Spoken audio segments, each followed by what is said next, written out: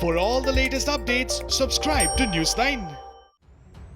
Doubts continue on the China front over the mutually agreed disengagement plans. The People's Liberation Army is reportedly strengthening its presence in the Depsang area north of Galwan Valley. PLA continuing to maintain a highly equipped presence in the Galwan Valley on the banks of the Pangong Lake in eastern Ladakh. Satellite images show heavy military presence in the Galwan Valley with both India and China deploying more men and military hardware in the area. But Chinese troops are far more forward with their strength rising continuously. A small Chinese observational post in Galwan Valley that was destroyed by the Indian troops on June 15, leading to the clash, has resurfaced. Troubles may also be brewing in the Depsang area closer to the Daulat Beg Oldie airstrip where the PLA significantly enhanced its troop strength.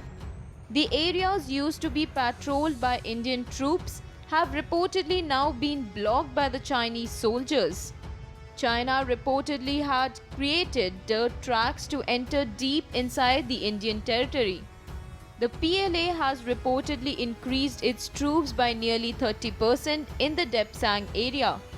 Neither the army nor the Ministry of External Affairs have responded to these reports and satellite images so far. According to a few reports, Chinese troops were trying to create trouble for Indian soldiers in PP-10 to PP-13 areas opposite DBO. The area saw a 3-week-long face-off in April-May 2013 when PLA troops came 19 km inside Indian territory to pitch a camp at Rakinulla. The confrontation, however, ended amicably when the Chinese troops were pulled back. After the brutal June 15 clash that killed 20 Indian soldiers, senior military leaders from India and China held a series of meetings. They framed a mutually agreed plan to reduce the troops from all the friction areas in eastern Ladakh. Both sides agreed to take the modalities of disengagement forward.